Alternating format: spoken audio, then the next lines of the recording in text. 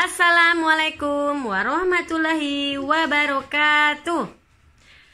Apa kabar teman-teman solihah? Pasti kabar baik semua ya. Sehat selalu, alhamdulillah. Sehat mulia, kreatif, mandiri, Allahu Akbar. Sebelum mulai pembelajaran, Ustazah mau bertanya, siapa yang hari ini maksudnya sholat subuh? Wah, mana nih yang sholat subuh nih? Alhamdulillah semua sholat subuh. Nah teman-teman, baiklah, Ustazah akan memberikan materi tentang pembelajaran tematik lagi ya teman-teman ya. Nah, tematik kali ini temanya adalah menggali informasi melalui wawancara. Nah teman-teman pernah ya, dan sudah pernah melakukan malahan wawancara waktu di kelas ya. Ustazah pernah memberikan tugas mewawancarai guru yang ada di sekolah. Pernah juga Ustazah memberikan mewawancarai tetangga ya. Jadi ini hanya mengulang ya. Ustazah ingatkan kembali untuk tema 9 pengulangan di semester 1. Hanya ada tambahnya, nggak banyak, sedikit-sedikit saja. Nah, ada beberapa hal yang perlu kita lakukan untuk mencari atau menggali ya. Kalau menggali itu lebih dalam lagi ya. Kalau mencari hanya sekedar ya informasi mengenai suatu hal. Nah, bisa kita cari di mana saja informasi ini? Nah, bisa kita cari di internet, baca buku, majalah, koran, dari teman, ibu, tetangga ya. Banyak ya informasi itu ya. Nah, cara lain yang Ustazah masuk di sini adalah menggali informasi dari orang, yaitu dengan cara melakukan wawancara. Pernah kan? Nah, oke, Ustazah ulang lagi nih. Wawancara itu adalah pengertian dari kegiatan tanya jawab antara penanya dan pemberi informasi. Nah, itu ya. Pemberi informasi itu bisa disebut dengan narasumber ya. Misal kita pengen mengetahui kondisi virus saat sekarang, corona ini, kita mau bertanya nih ke orang yang tepat. Misalkan kita bertanya, kebetulan tetangga ada yang kerja di departemen kesehatan, boleh bertanya ya. Tapi namanya kalau bertanya ke orang atau mencari informasi atau menggalinya lebih dalam lagi, itu namanya wawancara, mewawancarai. Nah, atau misalkan kita pengen mengetahui kondisi lingkungan kita, apakah lingkungan kita tuh sudah ada protokol kesehatannya untuk menangani masalah COVID-19 ini atau tidak ya. Atau kita bisa misalkan ingin mengetahui kondisi sekolah kita, misalkan boleh ya bertanya ke orang yang tepat ya. Nah, untuk mewawancari orang yang akan kita wawancari atau kita tanya, nah kita ada langkah-langkahnya. Jangan tahu-tahu kita tanya aja tanpa beri salam, tanpa nggak fokus. Kita nanya nih tapi mata kita kemana-mana. Kita nanya tapi perhatian kita acuh. Itu tidak boleh, itu tidak sopan ya. Dalam melakukan wawancara ada beberapa hal. Yang pertama, kita fokus ya, fokus bertanya apa yang ingin kita tanyakan ya. Yang kedua, buat daftar pertanyaan terlebih dahulu. Di rumah itu udah kita siapkan apa saja yang mau kita tanyakan.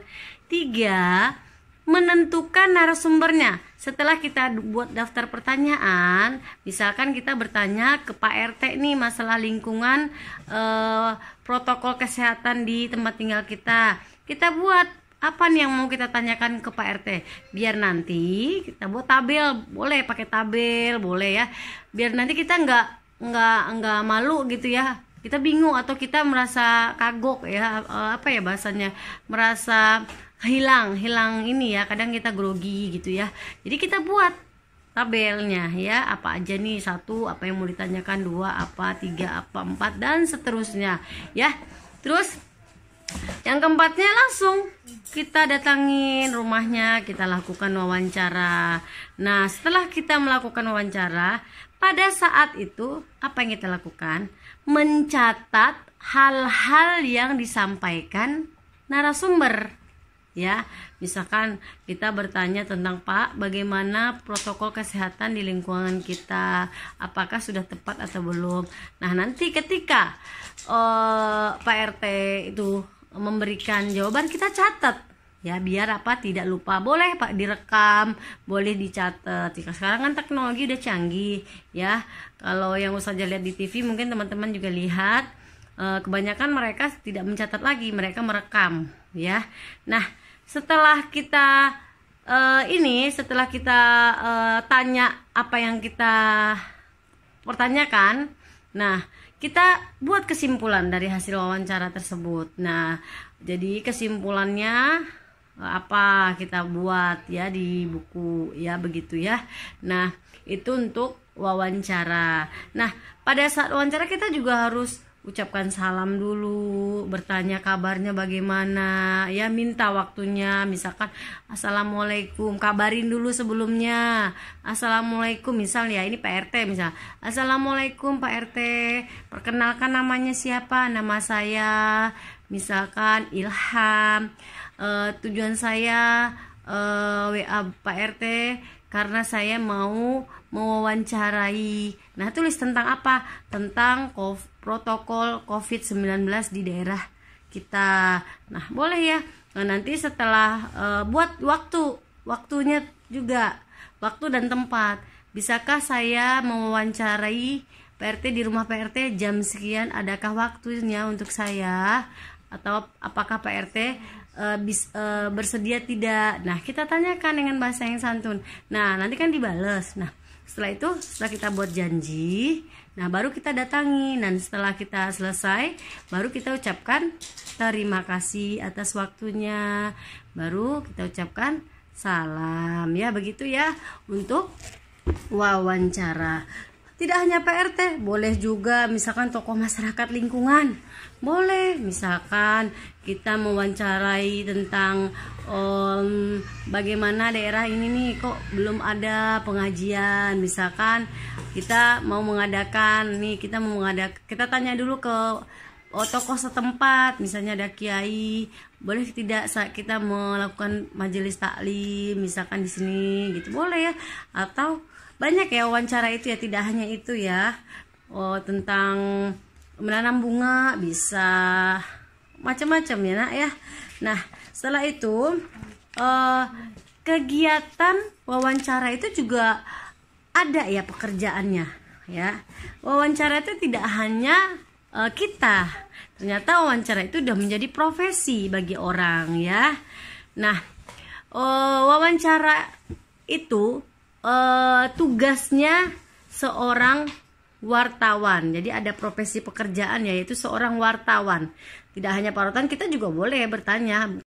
Pekerjaan wartawan sama ya, mencari informasi, tapi mereka lebih detail ya, lebih lengkap ya. Kalau kita kan bertanya tentang sesuatu hal yang tidak terlalu detail ya, hanya saja yang pengen kita tanyakan. Kalau wartawan itu sudah merupakan jenis pekerjaan mereka ya, wartawan di sini. Nah, untuk wartawan biasanya mereka itu sudah ditemani oleh juru kamera ya saat melakukan peliputan. Nah, kameranya itu gunanya untuk merekam informasi ya. Jadi mereka tidak seperti kita bawa pulpen ya, tidak seperti itu lagi, udah canggih ya untuk wartawan ini. Nah, kamera yang setelah direkam, hasil rekaman informasi yang dia dapat nanti dia bisa akan share ya, atau akan bagikan melalui radio, televisi, surat kabar ya, untuk masyarakat yang membutuhkan informasi terkait ya. Nah, untuk langkah-langkah si wartawan biasanya mereka itu ya sebelum wawancara, wartawan itu menghubungi dulu narasumber seperti yang saya sebut tadi, membuat agenda pertemuan, terus membuat sama ya kayak kita juga kalau wawancara guru, tetangga, Pak RT ya, membuat juga daftar pertanyaan sesuai tema. Misalkan temanya lingkungan, ya lingkungan yang akan ditanyakan. Misalkan tentang COVID-19, ya tentang COVID yang ditanyakan. Seberapa banyak COVID di sini, ada tidak, ada yang positif tidak, ada yang terpapar enggak gitu ya. Nah, bagaimana penyaluran bantuan buat orang-orang yang terkena dampak ya itu untuk COVID. Nah, bisa juga tentang kita bertanya tentang masakan, boleh ya, tentang tanaman, hobi berternak ya, macam-macam ya. Nah, kalau untuk wartawan tuh juru kameranya udah siap ya dengan peralatannya.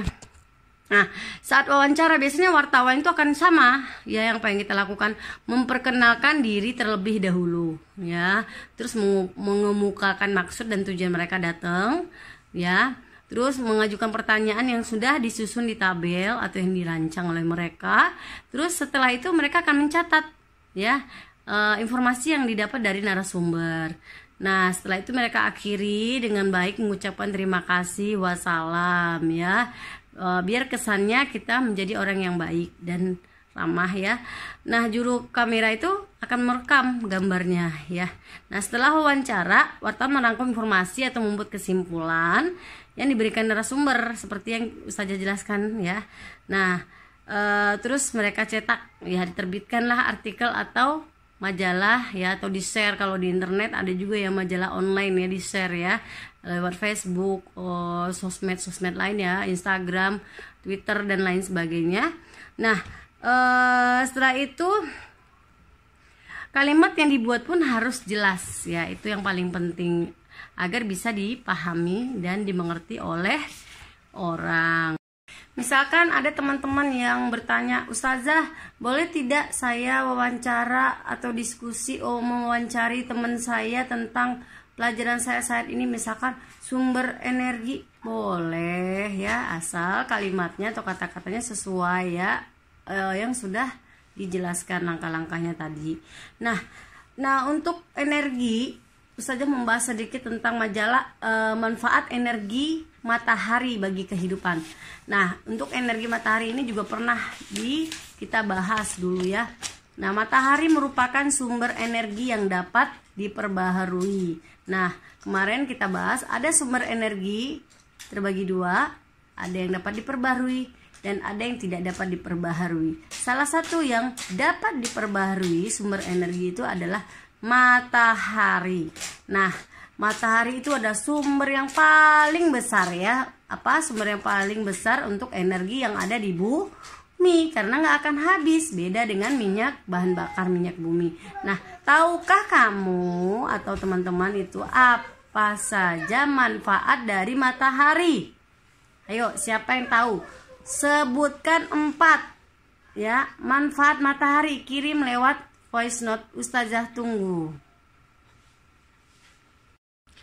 Video yang kemarin hari Senin, Ustazah pernah menjelaskan sedikit tentang lingkungan ya, hak dan kewajiban tentang lingkungan.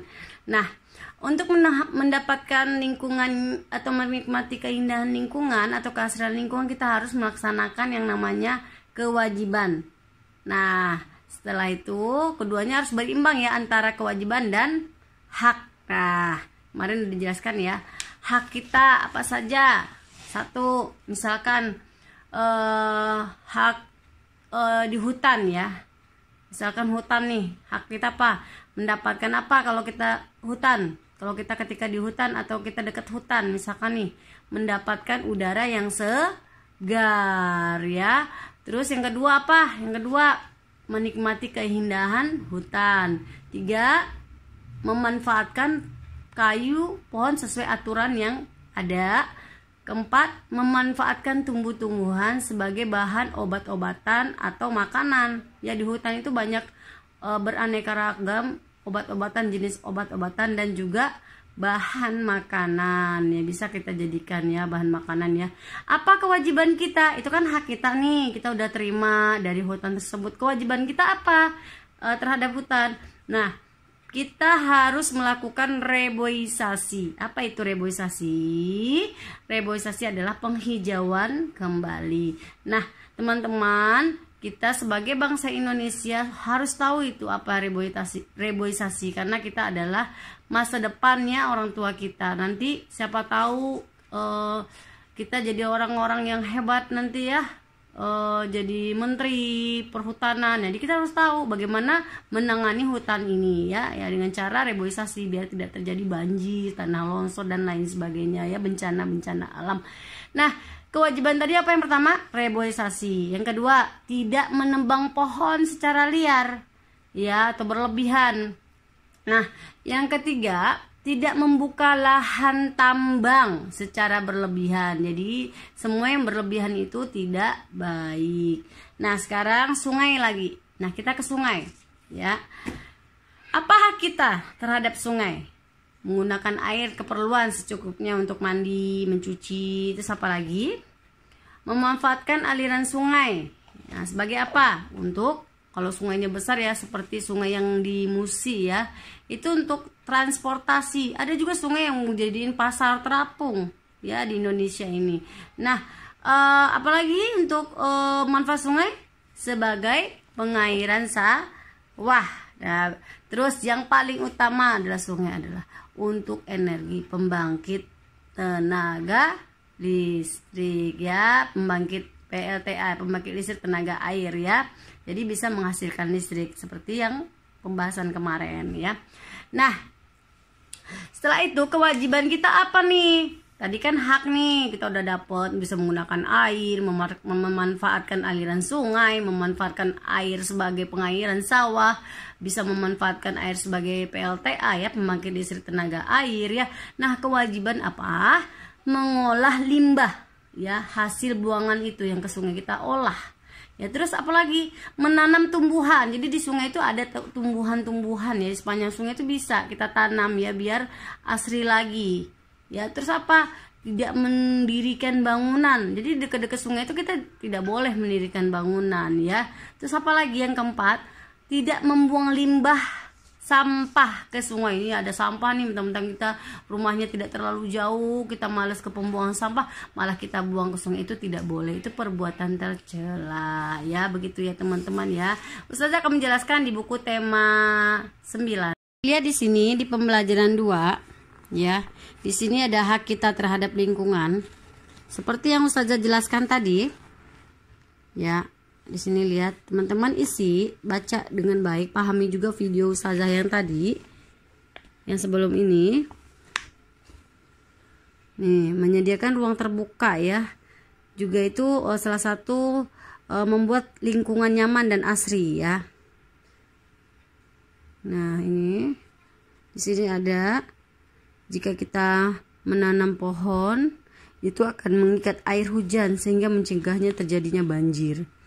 Nah, di sini ada hak dan hak terhadap lingkungan. Teman-teman cari, ada lengkapi ya. Hak kita terhadap lingkungan sekitar kita seperti apa. Di sini ada diskusi dengan teman-temanmu, cukup diskusi dengan orang tua saja. Lanjut ke halaman 12. Ini kewajiban kita terhadap lingkungan. Membersihkan lingkungan sampah, contohnya. Terus apalagi? Dicari ya. Ini hanya pengulangan saja ini di tema 9 ini. Di sini ada lagu nih. Ada lagu, ada judulnya Alam Bebas ya. Sama dengan temanya, karena temanya itu tentang lingkungan. Lagunya pun berhubungan dengan alam bebas, ciptaan Ham Mutahar. Ya. Nah, lanjut ke sini. Di sini ada nada ya, tinggi nada ya. Nah, nada itu di sini dijelaskan bunyi yang beraturan yang memiliki frekuensi tertentu dalam musik. Setiap nada memiliki tinggi nada atau tala ya tertentu ya. Di sini ya, lihat ini ada tinggi nada do, re, mi, fa, sol, la, si, do. Di sini bisa kita lihat ya, ini kunci C, D, E nya adalah untuk gitar ya. Jadi teman-teman jika mau belajar gitar, ini ada kunci-kunci nadanya juga ya. Nah, lanjut ke halaman berikut. Nih, tangga nada dapat diatur dalam tangga nada yang berbeda-beda. Nada itu disilahkan dengan not. Sebenarnya keduanya memiliki perbedaan dan arti. Not itu yang ini ya teman-teman ya, ini notnya. Lanjut, Ini adalah tempo. Nah, tempo merupakan ukuran kecepatan musik dalam birama lagu atau cepat lambatnya lagu dinyanyikan. Kecepatan lagu ini bisa diukur dengan alat bernama metronom. Ini metronom ya, ini alatnya. Gambarnya ada di sini ya. Nah, teman-teman juga isi di sini yang ayo renungkan ya. Apa yang pelajaran hari ini yang didapat ya, yang tadi Ustazah jelaskan. Manfaat apa yang diambil dari pembelajaran hari ini? Keterampilan apa yang dikuasai dari pembelajaran? Apa yang kamu lakukan setelah melakukan pembelajaran tadi ya? Lanjut. Ini nggak usah ya. Lanjut ke sini. Teman-teman diminta di sini membaca ya. Apa itu Indonesia? Sumber energi yang tidak dapat diperbarui ya. Di sini sumber energi ada 2, sumber energi yang tidak dapat diperbarui dan dapat diperbarui ada ya. Kita baca di sini, ini ada contohnya juga nih. Yang tidak dapat tuh yaitu tentang hasil bumi, perut bumi. Biasanya itu tidak dapat diperbarui karena akan menghasilkan lama sekali, ribuan bahkan jutaan tahun baru bisa menghasilkan. Makanya itu dia tidak dapat diperbarui, itu maksudnya. Di sini batu bara, gas alam, hasil tambang lainnya banyak yang emas, intan, ya banyak ya teman-teman ya. Minyak bumi ya, batu bara ya. Nah, di sini. Nah, di sini ada sumber energi yang dapat diperbarui yang tadi dijelaskan ya. Sumber energi yang dapat diperbarui. Nah, dilihat gambarnya, diisi buat peta konsepnya. Manfaat energi matahari bagi manusia apa? Tulis 1 2 3 4 5. Bagi hewan apa? Tulis. Nah, terus bagi alam sekitar apa?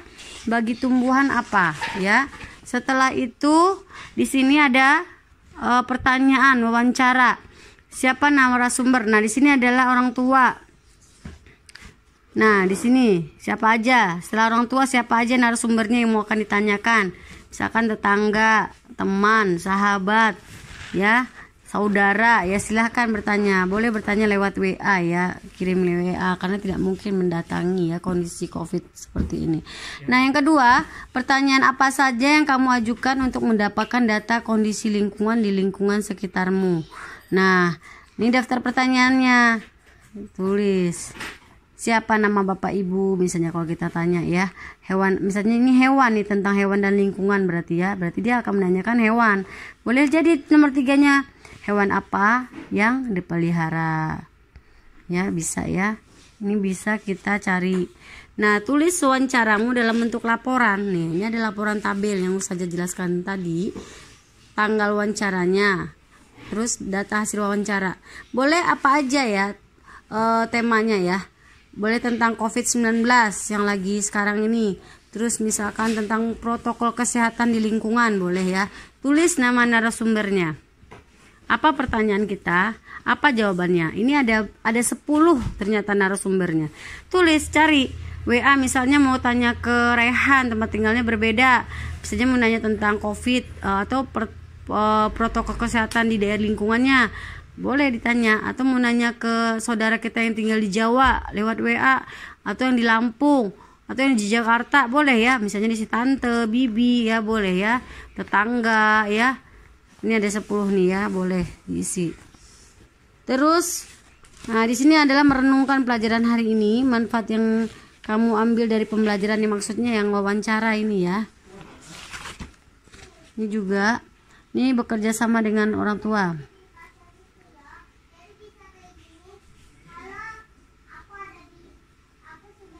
Nah, di sini diminta adalah mengidentifikasi sebutkan aktivitas anggota keluargamu yang menggunakan sumber energi yang dapat diperbarui dan tidak dapat diperbarui. Apa saja ya, hasil pekerjaannya seperti apa? Tulis dan minta tanda tangan orang tua. Tulis tanda tangannya di bawah sini ya. Ini hanya mengamati aktivitas, kita tulis di sini. Misalkan aktivitasnya tentang kerja di perusahaan listrik, boleh. Atau misalkan mereka menggunakan sumber energi matahari sebagai buat mengeringkan pakaian, bisa ya. Tulis aja di sini hasil pekerjaan teman-teman. Nah, yang ini adalah Ini juga sudah pernah kita bahas ya. Hemat energi adalah menggunakan energi yang ada seperlunya saja. Energi yang kita gunakan tidak dapat diperbaharui. Oleh karena itu kita harus menggunakan sehemat mungkin. Apabila kita hemat menggunakan energi, maka atau kita akan menghemat biaya. Nah, seperti ini adalah contoh yang tidak baik. Dia tidur. Ini adalah poster ya. Dia tidur tapi TV nyala. Itu adalah salah satu sikap yang tidak baik, tidak menghemat penggunaan listrik ya, boros listrik.